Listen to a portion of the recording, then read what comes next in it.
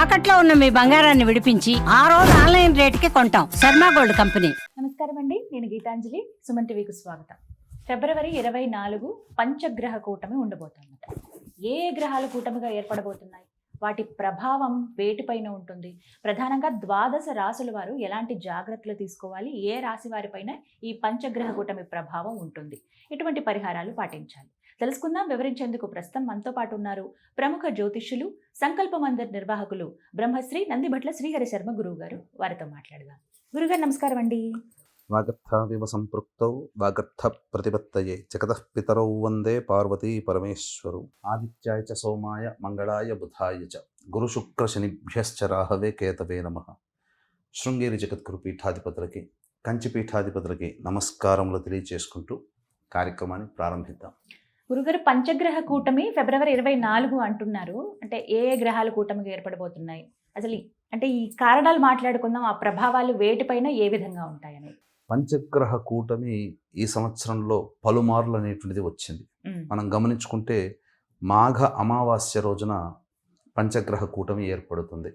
అంటే చంద్రుడు కలుస్తున్నటువంటి కారణం చేత చంద్రుడు ఒక రాశిలో 2.5 రోజుల పాటు ఉంటాడు కాబట్టి అతి కొద్ది రోజులు మాత్రమే ఈ సంబంధించినటువంటి పంచగ్రహ కూటమి ప్రభావం.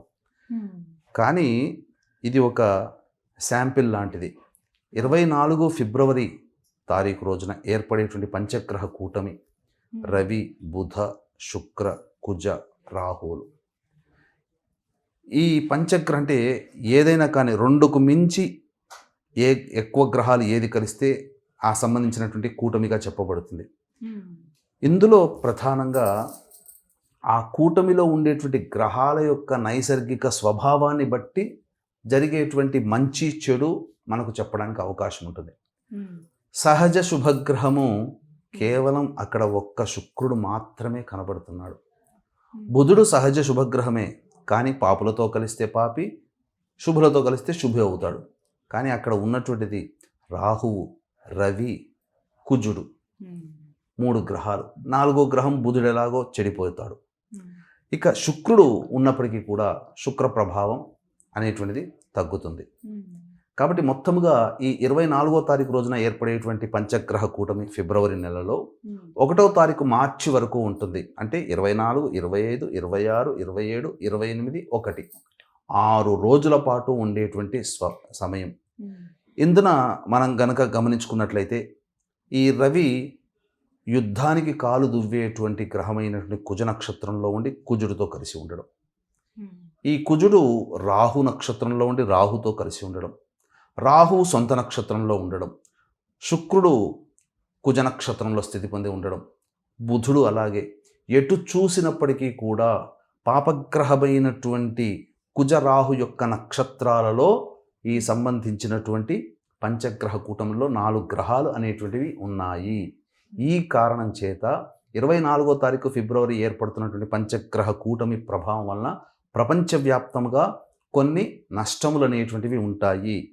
అంటే గ్రహాలు ఉన్నటువంటి స్వభావాన్ని బట్టి మంచి చెడు చెప్పవచ్చు. కానీ ఇంతకుముందు మనం అంతా వివరించుకున్నాం, చెడు గ్రహాల యొక్క స్థితి ఎక్కువగా ఉన్నటువంటి కారణం చేత ప్రపంచవ్యాప్తంగా కొన్ని నష్టములు అనేటువంటివి జరుగుతాయి. ప్రకృతి పరంగా చూసినట్లయితే ప్రకృతి వైపరీత్యాలు అంటే భూకంపాలు కానీ, సునామీలు కానీ, లేదా ఈ సంబంధించినటువంటి అనేక విపత్తులు అనేటువంటివి ఏర్పడతాయి. ఇక ఆర్థిక మాంద్యము సంబంధించిన చూసుకున్నట్లయితే చాలామంది ఉద్యోగాలలో ఇబ్బందులు అనేటువంటి ఎదురవుతాయి. స్టాక్ మార్కెట్లు కుప్పకూలిపోతాయి. సంపదంతా కూడాను నష్టపోవడము, అస్థిరత ఇవన్నీ ఏర్పడతాయి. ప్రపంచవ్యాప్తంగా జరిగేటువంటి నష్టం ఏంటి అని అంటే ఏదైనా కానీ ఉగ్రవాద కార్యకలాపాలు పెచ్చుమీరుతాయి. యుద్ధాలు అనేటువంటివి అనివార్యము అని సూచన. కాబట్టి యుద్ధానికి కాలు దువ్వేటువంటి గ్రహము కుజుడు, అలాగే దాన్ని ఇంకా ఎక్స్పాన్షన్ చేసేటువంటి గ్రహము రాహువు, అలాగే అస్థిరమైన నిర్ణయాలు తీసుకునే రాజు తీసుకుంటాడు, ఆ రాజును సూచించే గ్రహము రవి. ఇవన్నీ ఉన్న కారణం చేత అనాలోచిత నిర్ణయాలు కొన్ని దేశాలు తీసుకొని ప్రపంచవ్యాప్తంగా నష్టాలకి నాంది ఈ సంవత్సరం పంచగ్రహ కూటమి 24వ తారీఖు రోజున ఏర్పడేటువంటి సమయం నుంచి ప్రారంభమవుతుంది. అలాగే ప్రకృతి వైపరీత్యాల్లో ఇంకొకటి చూసుకున్నట్లయితే అంటువ్యాధులు, కొత్త వైరస్లు పుట్టుకొచ్చేటువంటి అవకాశము ఉంటుంది. ఇక వ్యక్తిగతంగా చూసుకున్నట్లయితే సాధారణంగా కుజ రాహువులు, శుక్ర రాహువులు, రవి రాహువులు ఇవన్నీ కూడాను గమనించుకుంటే పిశాచ యోగము, ఉన్మాద యోగాన్ని సూచిస్తాయి. కాబట్టి ఎక్కువ మంది మనుష్యులు అయోమయమైనటువంటి ఆలోచనలో ఉండి ప్రాయోపవేశము అనగా ఆత్మహత్య సదృశమైనటువంటి కారణాలకి వెళ్ళే అవకాశాలు ఉంటాయి. మానసికంగా బలహీనులవుతారు. అంతేకాకుండా అట్టి మనఃకారకుడైనటువంటి చంద్రుడు ఉచ్చస్థితిలో ఉండి కృత్తికా నక్షత్రంలో ఉన్నటువంటి కారణం ఆ గ్రహ కూటమి ప్రభావం. కృత్తిక, రోహిణి, మృగశిర, ఆరుద్ర ఇవన్నీ కూడా ఒక రకంగా కృత్తిక, రోహిణి, మృగశిర, ఆరుద్ర 6 రోజుల్లో 4 రోజుల పాటు ఉండేటువంటివి సాధారణంగా లయప్రధానమైనటువంటి నక్షత్రములే. కాబట్టి ఈ సందర్భంగా సామూహికంగా అనేటువంటివి సామూహిక మరణాలు ఎక్కువగా జరుగుతాయి. కాబట్టి ఈ రోజుల్లో వీక్షించేటువంటి సుమన్ టీవీ ప్రేక్షకులు ఈ 6 రోజుల పాటు కొన్ని ప్రధానమైనటువంటి నిర్ణయాలు తీసుకోవాలి. అంటే నిర్ణయాలంటే కొన్ని సపర్యలు, కొన్ని పరిహార క్రియలు పాటించాలి. ముఖ్యంగా ఎవ్వరూ కూడా అనవసరమైనటువంటి దూర ప్రాంత ప్రయాణాలు చేయకండి. అలాగే ఎవరితో కూడాను ఈ 6 రోజులలో ఎవరితో కూడాను తగువలాట పెట్టుకోకండి. దీని తదనంతరం అది ఇంకా ఎక్కువగా అయ్యే అవకాశాలు ఉంటాయి.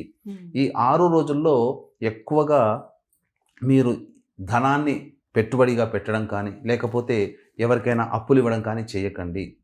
ఇలా మీరు సంబంధించినటువంటిది మీరు జాగ్రత్తగా మౌనము వహిస్తూ ప్రశాంతమైన జీవనాన్ని గడపడానికి దైవ ఆరాధన చేయండి.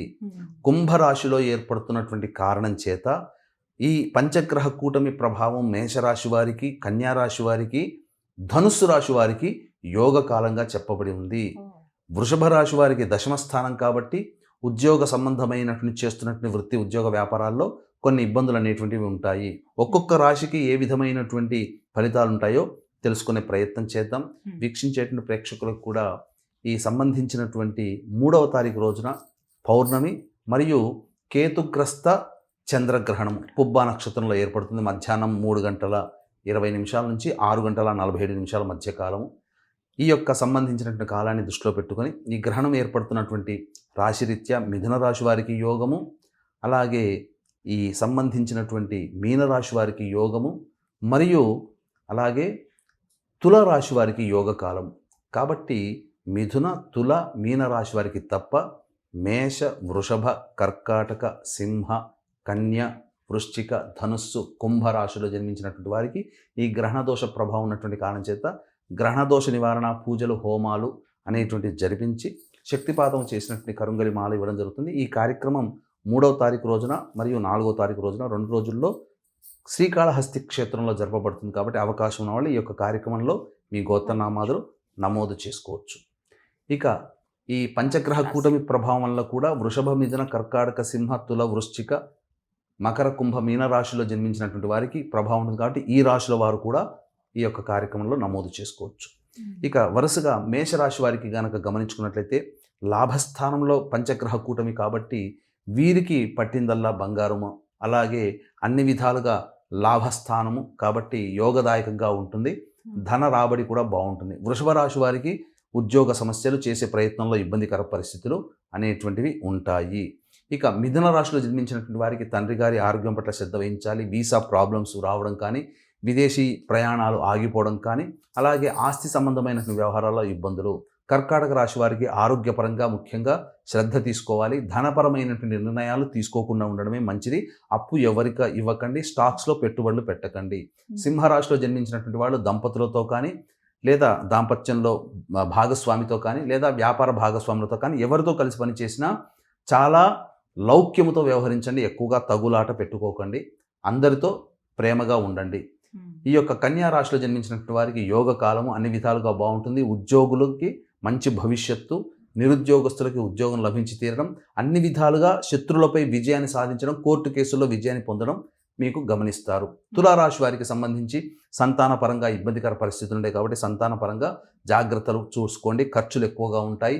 అలాగే మీ ఆలోచన ఎప్పుడు కూడా మీకు అనుకూలంగా ఉండదు, మనస్సు ప్రశాంతంగా ఉండదు. ఇక ఈ యొక్క వృశ్చిక రాశి వారికి సంబంధించి చూసినట్లయితే తల్లిగారి ఆరోగ్యం పట్ల శ్రద్ధ వహించాలి. మరియు గృహంలో ప్రశాంతత ఉండదు. అలాగే వాహనాన్ని నడిపేటప్పుడు జాగ్రత్తలు పాటించాలి. సుఖము లేని జీవితాన్ని గడపాల్సి వస్తుంది. ధనుస్సు రాశి వారికి అన్ని విధాలుగా యోగకాలము. అలాగే గతంలో అప్పులు ఇచ్చినటువంటి వాళ్ళు తిరిగి అప్పు తీర్చుతారు మీ దగ్గరికి వచ్చి.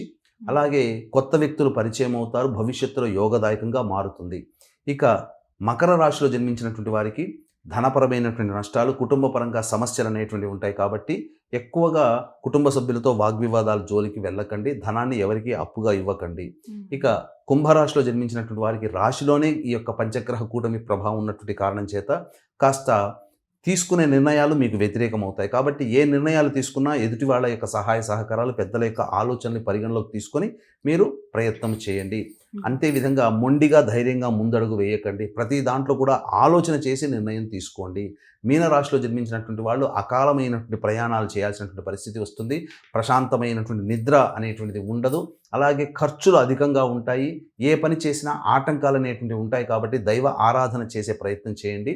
అలాగే ఈ సంబంధించినటువంటి పంచగ్రహ కూటం ప్రభావం వలన ఏ రాశి వారికి ఎటువంటి ఇబ్బందులు ఉంటాయని తెలుసుకున్నాం కదా.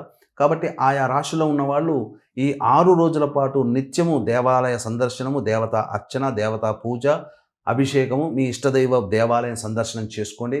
దైవనామస్మరణ చేసుకోండి.